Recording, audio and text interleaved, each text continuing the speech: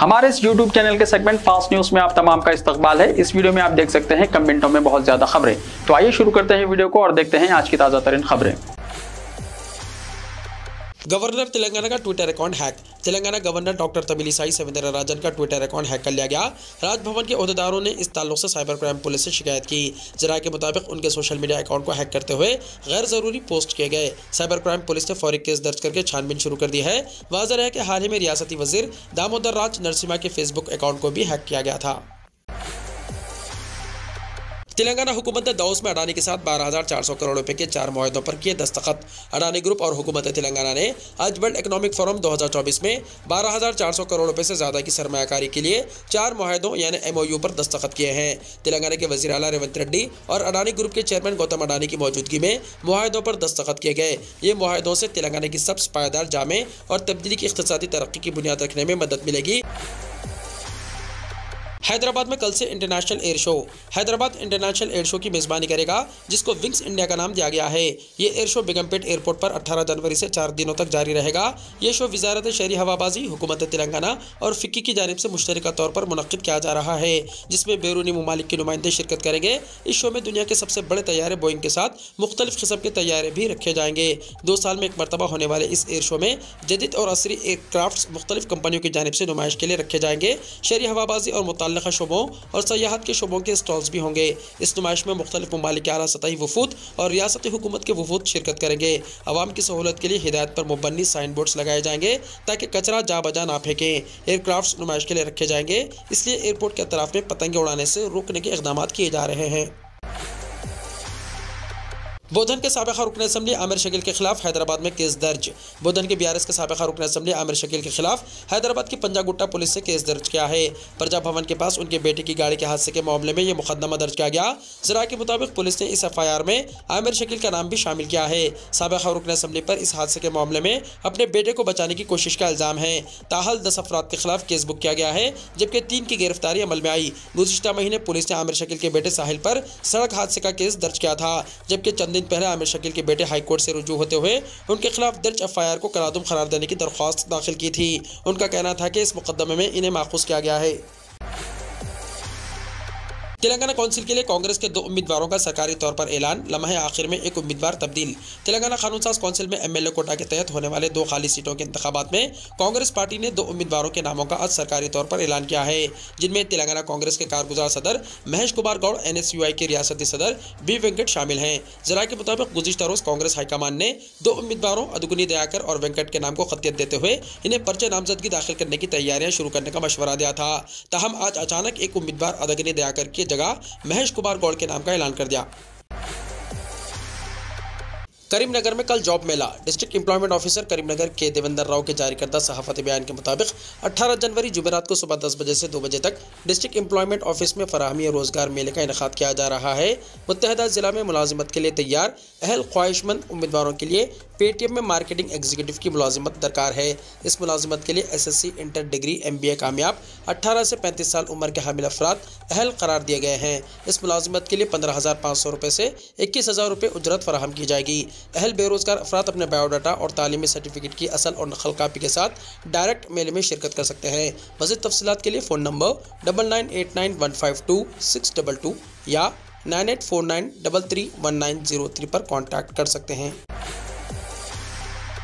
अवामी हुक्मरानी programme की दरख्वास्तों की data entry का काम तकरीबन मुकम्मल, जल्द फील्ड इंस्पेक्शन होगा। अवामी हुक्मरानी प्रोग्राम के तहत तेलंगाना के अवाम से नई कांग्रेस हुकूमत की 6 जमानतों पर मौसूल दरख्वास्तों की डेटा एंट्री का काम तकरीबन मुकम्मल कर लिया गया है। आधार और राशन कार्ड को यकजा करते हुए मालूमात का मवाजना किया जाएगा और टीमें जल्दी फील्ड इंस्पेक्शन करेंगी। इन जमानतों पर मालियाती पहलुओं का जायजा लेने वाले ओहदेदारों ने हुकूमत को तफसीलात पेश की हैं। लारी ड्राइवर से हड़ताल न करने वजीर ट्रांसपोर्ट पूनम प्रभाकर की अपील। वजीर ट्रांसपोर्ट पूनम प्रभाकर ने लारी ड्राइवर से अपील की है कि वो मरकजी कानून के खिलाफ अपनी हड़ताल के फैसले पर नजरसानी करें। उन्होंने कहा कि मरकजी होम सेक्रेटरी अजय भल्ला ने ऐलान किया है कि हिट एंड रन से मुताल्लिक कवानीन पर फौरी तौर पर अमल नहीं किया जाएगा। मुस्तकबिल में इस कानून पर अमलावरी से पहले लारी ड्राइवर्स और लारी मालिकान से मुशावरत की जाएगी। पूनम प्रभाकर ने कहा कि अजय भल्ला के तयख्खुन की बुनियाद पर लारी ड्राइवर्स को हड़ताल के फैसले पर नजरसानी करनी चाहिए। लारी ड्राइवर्स की बास तंजीमों ने चहारशंबे से हड़ताल का ऐलान किया है। थे, जिस पर दिगर कई तंजीमों ने मुखालिफत की। पूनम प्रभाकर ने कहा कि मरकजी कानून रियासत के तहत नहीं है और हड़ताल से आम आदमी को परेशानी हो सकती है, लिहाजा लॉरी ड्राइवर्स को अपने फैसले पर नजरसानी करनी चाहिए। टिम्मरिस यानी अखिलती अक़ामती स्कूल्स और जूनियर कॉलेजेस में एडमिशन्स कल से दरख्वास्तें दाखिल कर सकते हैं।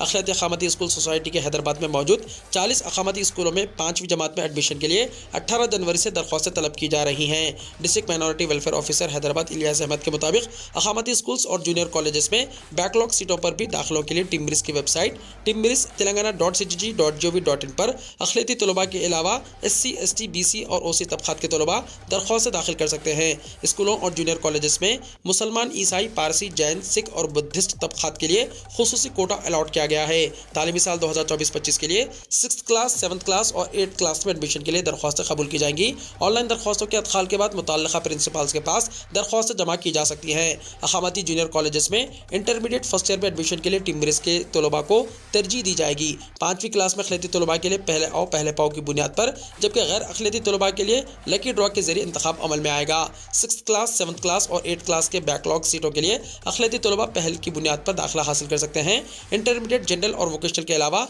SSC में GPA स्कोर और मेरिट की बुनियाद पर इंतखाब अमल में आएगा। इंटरमीडिएट के लिए स्क्रीनिंग टेस्ट के बाद इंटरव्यू होगा। डिस्ट्रिक्ट माइनॉरिटी वेलफेयर ऑफिसर के मुताबिक उम्मीदवारों का इंतखाब सर्टिफिकेट की जांच और दिगर उमूर की तकमील के बाद 5th क्लास के लिए 24 अप्रैल से 30 अप्रैल मुकम्मल किया जाएगा। 6th क्लास तथा 8th क्लास बैकलॉग सीटों और इंटरमीडिएट फर्स्ट ईयर के लिए एडमिशन का अमल 1 मई से 10 मई तक मुकम्मल किया जाएगा।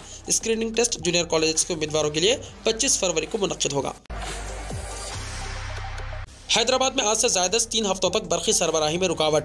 ग्रेटर हैदराबाद म्युनिसिपल कॉरपोरेशन की हुदूद में मौसम गर्मा में बरक़ी की तलब की तकमील, बरक़ी लाइन्स और सब स्टेशन में मरम्मत के कामों के सिलसिले में मुख्तलिफ मुकामात पर 17 जनवरी से 10 फरवरी तक बरक़ी सरबराही में रुकावट रहेगी। TSS PDCL के मुताबिक फील्ड की सतह के स्टाफ को हिदायत दी गई है कि वो 17 जनवरी से 15 मिनट से 2 घंटों के दरमियान मरम्मत के काम मुकम्मल करें। इतवार और त्यौहारों के सिवा दीगर दिनों में सरबराही में खलल पड़ेगा।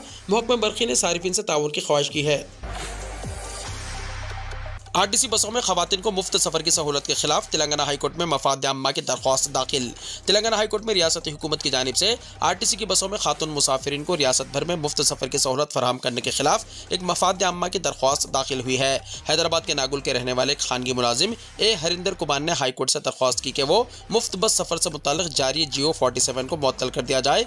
दरख्वास्त गुजार ने कहा कि रियासती हुकूमत को इसकी बसों में खवातीन को मुफ्त सफ़र फराहम करने की सहूलत देने का कोई इख्तियार नहीं है, क्योंकि इससे मर्द और खातून मुसाफिरीन में इम्तियाज होता है जो दस्तूर की खिलाफ वर्जी है। दरख्वास्त गुजार ने अदालत को मुतल्ला किया कि रियासती हुकूमत ने महकमे RTC की मुख्तलिफ बसों में खवातीन को मुफ्त सफ़र की सहूलत फराहम की है, जबकि दूसरे मुसाफिरीन से इसकी मेहनत की कमाई टिकट्स के इवज़ हासिल की जा रही है। उन्होंने मज़ीद बताया कि मुफ्त सफ़र की सहूलत से खातून मुसाफिरीन की तादाद में भी इजाफा हो गया है, जिससे दूसरे मुसाफिरीन को मुश्किलात पेश आ रही हैं और खवातीन गैर ज़रूरी तौर पर बसों में सफ़र कर रही हैं। हाईकोर्ट में इस दरख्वास्त पर 2 दिन के अंदर समाअत हो सकती है। संक्रांति त्यौहार, तेलंगाना RTC की आमदनी में गैर मामूली इजाफा। संक्रांति त्यौहार के सबब तेलंगाना RTC की आमदनी में गैर मामूली इजाफा दर्ज किया गया है। संक्रांति त्यौहार अपनों में मनाने के लिए हर साल तेलंगाना से बड़ी तादाद में लोग आंध्र प्रदेश जाते हैं। इस महीने की 13 तारीख को 52,78,000 मुसाफिरीन ने RTC बसों में सफ़र किया और कॉरपोरेशन को एक दिन में 12 करोड़ की रिकॉर्ड आमदनी हुई। RTC के एदाद शुमार से पता चलता है कि संक्रांति त्यौहार के मौके पर महालक्ष्मी स्कीम के हिस्से के तौर पर खवातीन की एक बड़ी तादाद ने मुफ्त सफ़र से इस्तेफादा किया। हज 2024 के लिए तेलंगाना हज कमेटी को 11,000 से ज़्यादा दरख्वास्तें मौसूल। हज 2024 के लिए तेलंगाना हज कमेटी को जुमला 11,147 दरख्वास्तें मौसूल हुई और 10,843 कोर्स के तहत दरख्वास्त गुजार शामिल हैं। हज कमेटी ऑफ इंडिया ने दरख्वास्तों के ऑनलाइन अदखाल की तारीख 15 जनवरी मुकर्रर की थी। बताया जाता है कि महफूज ज़ुमरजात के तहत 70 साल से ज़्यादा उम्र के 378 दरख्वास्त गुजार हैं, जबकि बगैर महरम हज की सआदत के ख्वाहिशमंद खवातीन की तादाद 119 है। दोनों ज़ुमरजात के दरख्वास्त गुजारों का कुरानंदाजी के बगैर डायरेक्ट इंतखाब अमल में आता है। हज कमेटी ऑफ इंडिया के हज शेड्यूल के मुताबिक जारी महीने के अवाखिर या आइंदा महीने की कुरानंदाजी के जरिए खुश नसीब आज़मीन हज का इंतखाब किया जाएगा। मुंतखब आज़मीन से फरवरी में इंटरनेशनल पासपोर्ट और मेडिकल सर्टिफिकेट हासिल किए जाएंगे। मुंतखब आज़मीन को पहली अदायगी के तौर पर 81,500 रुपये अदा करने होंगे, जबकि दूसरी किस्त के तौर पर 1,70,000 रुपये अदा करने होंगे। फरवरी या मार्च में खादिमुल हुज्जाज का इंतखाब किया जाएगा, जिनके लिए ट्रेनिंग क्लासेस मुनक्किद की जाएंगी। वेटिंग लिस्ट की इजराई के बाद मार्च या अप्रैल में वेटिंग लिस्ट के मुंतखब आज़मीन से पासपोर्ट और पहली किस्त की रकम वसूल की जाएगी। दरख्वास्त गुजारों के साथ महरम के तौर पर जाने के ख्वाहिशमंद अफराद अप्रैल में दरख्वास्त दाखिल कर सकते हैं। हज कमेटी की जानिब से मुंतखब आज़मीन के लिए टीका अंदाजी का अहतमाम किया जाएगा। तेलंगाना हज कमेटी ने हज 2024 की तैयारियों का आगाज़ कर दिया है। अय्याम हज 14 से 19 जून हो सकते हैं, जो रुयत हिलाल पर मुनहसर रहेगा, और 17 जून को वक़ूफ़ अरफात का इम्कान है। गरीबों को सरकार का तोहफा, बढ़ गई आयुष्मान भारत की रकम, अब कितने लाख का होगा हेल्थ कवर। लोकसभा इलेक्शन से पहले मरकजी हुकूमत ने आवाम को बड़ी राहत दी है। आयुष्मान भारत हेल्थ इंश्योरेंस के तहत कवर को बढ़ाकर 10 लाख रुपए कर दिया गया है। अब तक ये कवर 5 लाख रुपए तक था। खबरसां एजेंसी पीटीआई ने जराये के हवाले से इत्तला दी। जराये ने बताया कि कवरेज में फी खानदान 10 लाख रुपए का इजाफा और इस्तेफादा कुनंदगान की तादाद में 100 करोड़ अफराद तक इजाफे में हर साल 12,076 करोड़ रुपए का इजाफा मुख्तस किया जाएगा। सरकारी जराये ने चहारशंबे को बताया कि हुकूमत आयुष्मान भारत हेल्थ स्कीम के तहत इंश्योरेंस कवर को दुगना करके 10 लाख रुपए करने की तजवीज़ को हतमी शक्ल देने पर काम कर रही है, ताकि इस बात को यकीनी बनाया जा सके कि कैंसर और ट्रांसप्लांट जैसी संगीन बीमारियों का अहाता किया जाए। जराये ने पीटीआई को बताया कि 21 फरवरी को उबूरी मरकजी बजट में इस सिलसिले में ऐलान किए जाने का इम्कान है। ट्विंकल खन्ना ने 50 साल की उम्र में मास्टर मुकम्मल किया। एक ज़माने की मशहूर अदाकारा और अदाकार अक्षय कुमार की बीवी ट्विंकल खन्ना ने शादी के बाद फिल्मों में काम करना छोड़ दिया। इसके बाद वो मुसन्निफ़ा बन गईं और अब उन्होंने अपनी अधूरी तालीम मुकम्मल कर ली है। उन्होंने 50 साल की उम्र में मास्टर डिग्री मुकम्मल की। अक्षय कुमार ने इंस्टाग्राम पर पोस्ट करते हुए ये जानकारी दी। अक्षय ने अपनी बीवी के साथ एक तस्वीर पोस्ट की है। अक्षय ने लिखा, जब आपने 2 साल पहले मुझे बताया कि आप दोबारा पढ़ना चाहती हैं तो मैं हैरान रह गया। जिस दिन मैंने आपको इतनी मेहनत करते देखा, मुझे मालूम था कि मैंने एक सुपर वुमेन से शादी की। आपने घर, कैरियर और बच्चों के साथ साथ अपनी तालीम का भी ख्याल रखा। आपके ग्रेजुएशन के दिन मैं सोच रहा हूं कि अगर मैंने कुछ और सीखा होता तो मेरे पास आज आपको बताने के लिए काफ़ी अल्फाज होते। टीना, मुझे आप पर कितना फ़ख्र है, मुबारक हो। अजमेर शरीफ, पाकिस्तानी ज़ायरीन ने ख्वाजा गरीब नवाज़ मोइनुद्दीन चिश्ती रहमतुल्लाह अलैह की दरगाह पर चादर चढ़ाई। अजमेर में सुल्तानुल हिंद ख्वाजा मोइनुद्दीन हसन चिश्ती रहमतुल्लाह अलैह के 812वें सालाना उर्स शरीफ के मौके पर पाकिस्तान से ज़ायरीन का एक ग्रुप आज एक जुलूस के साथ दरगाह अजमेर शरीफ पहुंचा और गरीब नवाज़ के मज़ार पर चादर चढ़ाई और दोनों ममालिक की बेहतरी और अच्छे ताल्लुकात की दुआ की। पाकिस्तानी हुकूमत की जानिब से ज़ाफ़रानी सब्ज़ मखमली चादर के साथ आने वाले ज़ायरीन का ये वफ्द पुरानी मंडी सेंट्रल गर्ल्स स्कूल से रवाना हुआ, जिसकी क़यादत परवेज़ इक़बाल कर रहे थे। इस जुलूस ने हुकूमत की जानिब से चादर के साथ कई निजी चादरें भी चढ़ाई। सख्त सिक्योरिटी और पुलिस के घेरे में पाकिस्तानी ज़ायरीन का यह वफ्द चादर लेकर घी मंडी से होता हुआ दरगाह की तरफ रवाना हुआ। रास्ते में चादरें थामे पाकिस्तानी ज़ायरीन ने ख्वाजा गरीब नवाज़ रहमतुल्लाह अलैह की शान में क़सीदा अजमेर वही आते हैं जिन्हें ख्वाजा बुलाते हैं भी पढ़ा। सभी ज़ायरीन ने दोनों ममालिक के दरमियान अमन, दोस्ती और भाईचारे की दुआ की। काबिल ज़िक्र है कि ख्वाजा गरीब नवाज़ मोइनुद्दीन चिश्ती रहमतुल्लाह अलैह के उर्स के मौके पर हर साल निहायत खुलूस एहतराम के साथ चादर चढ़ाई जाती है। चादर पोशी का यह अमल वतन के गंगा जमनी तहजीब, कौमी एकता, आपसी भाईचारा, प्यार और मोहब्बत, अदब और रवादारी की अलामत है। इससे पूरी दुनिया में यही पैगाम जाता है कि हिंदुस्तान में कौमी इत्तेहाद और भाईचारे की जड़ें इंतहाई गहरी हैं। पाकिस्तान पर ईरान का हमला, 2 कमसिन बच्चे जाबहक, 3 दिगर जख्मी। ईरान ने पाकिस्तान पर 2 मिसाइल दागे हैं। ईरान सिपाह पासदारान इनकलाब का दावा है कि इसने पाकिस्तान के अंदर दहशतगर्द ग्रुप जैश उल अदल के ठिकानों को निशाना बनाया। मीडिया रिपोर्ट्स के मुताबिक ईरान ने हमले के लिए ड्रोन्स और मिसाइलों का इस्तेमाल किया।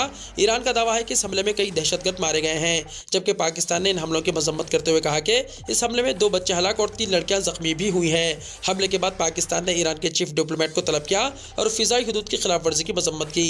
पाकिस्तानी वज़ारत ख़ारजा ने कहा कि हमारी फ़िज़ाई हुदूद की खिलाफ वर्जी के संगीन नतायज हो सकते हैं। पाकिस्तान के सूबे बलूचिस्तान में ज़िले पंजगूर के सबकोव नामी गाँव पर 10 घंटे के वक्फे से 2 मिसाइल दागे गए। मीडिया रिपोर्ट्स में बताया गया है कि जैश उल अदल के दहशतगर्दों ने सरहद के करीब ईरानी फ़ौज पर हमला किया था, जिसके जवाब में ईरान ने यह इक़दाम किया है। साल 2025 तक जारी रहेगी जंग, इसराइल ने किया ऐलान। हमास और इसराइल के दरमियान 100 दिनों के बाद भी जंग जारी है। 25,000 से ज़्यादा फ़लस्तीनियों की शहादत हो चुकी है और जो लोग बच गए हैं अब उनकी बारी है, चूँकि इसराइल की 2025 तक के लिए तैयारी है। हालांकि हमास के जंगजों के अज़ाइम अभी भी मुस्तहकम है और वो 100 दिनों बाद भी सेहूनी फोर्सेस को नाको चने चबा रहे हैं। लेकिन इस जंग ने गजा की जो तस्वीर बनाई है, इसमें हर तरफ लाशों का अंबार है, छोटे निहत्ते फ़लस्तीनियों की चीखो पुकार है और मातम का ऐसा माहौल है कि इंसानियत भी शर्मसार है। दुख, दर्द, तकलीफ की जितनी भी किस्में हो सकती हैं वो तमाम आज फ़लस्तीनी झेल रहे हैं, जबकि जुल्म और सितम और दरिंदगी की जितनी भी इंतहा हो सकती है वहाँ तक इसराइल पहुँच चुका है। हैरानी इस बात पर नहीं कि इसराइल ने दरिंदगी की इंतहा कर दी है, बल्कि अफसोस इस बात पर है कि आलमी रहनुमाओं ने भी इंसानियत और इंसाफ का जनाजा निकाल दिया है। आलम यह है कि आज गजा में जो लोग भी जिंदा हैं वो सब भूखे मर रहे हैं और भूख से तड़प रहे हैं। खैर, ये एक ऐसी हकीकत है जिससे आलम इस्लाम ही नहीं, अमेरिका, यूरोप भी आंखें चुरा रहा है। लेकिन फ़लस्तीनी और हमास के जंगजू आज भी इसराइल की आंखों में आंखें डालकर ये ऐलान कर कर रहा है कि अभी जंग में हमने अपना बैलिस्टिक अटैक शुरू ही नहीं किया। यही वजह है कि शायद इस्राएली वज़ीर-ए-आज़म को यह एहसास हो गया कि हमास को फिलहाल ख़त्म करना या इस जंग का खात्मा मुस्तक़बिल करीब में मुमकिन नहीं है, चूँकि हमास अभी भी जवान है और इसीलिए इस्राएली वज़ीर-ए-आज़म बेंजामिन नेतन्याहू ये कहने पर मजबूर हैं कि गजा की पट्टी में हमास के खिलाफ जंग 2025 तक जारी रह सकती है। बेंजामिन नेतन्याहू ने यह बात जंगी काबीना के अराकीन के मुकामी कौंसलों के सरबराहों के साथ इजलास के दौरान कही। इस्राएली वज़ीर-ए-आज़म ने गजा के करीब कम्युनिटीज़ के मुकामी कौंसिल के सरबराहों को बताया कि वो समझते हैं कि हमास के खिलाफ जंग 2025 तक जारी रहेगी, चूँकि हमास ने 7 अक्टूबर के हमले के रद्दमल का पहले से ही अंदाज़ा लगा लिया था और इसके लिए करीब 3 साल तक तैयारी की थी कि रद्दमल का जवाब कैसे कैसे और कितने दिनों में दिया जा सकता है। हमास ने कई सालों तक इसराइल के खिलाफ जंग की हिकमत अमली पर काम किया है, फिर इसके बाद 7 अक्टूबर का सरप्राइज दिया। अब आलम यह है कि इसराइल हमास के सुरंगों के सामने घुटने टेकने को मजबूर होता दिखाई दे रहा है। गजा की पट्टी में तकरीबन 4 महीने से जारी हमास और इसराइली फौज की लड़ाई में हमास के सुरंग नेटवर्क को देखकर इसराइली फौज भी हैरान और परेशान है। वीडियो को लाइक शेयर कीजिए और हमारे इस YouTube चैनल को सब्सक्राइब करते हुए इसके बेल आइकॉन को भी प्रेस कर लीजिए ताकि ऐसी ही ताज़ा तरीन खबरें आइंदा भी आपको मिलती रहें।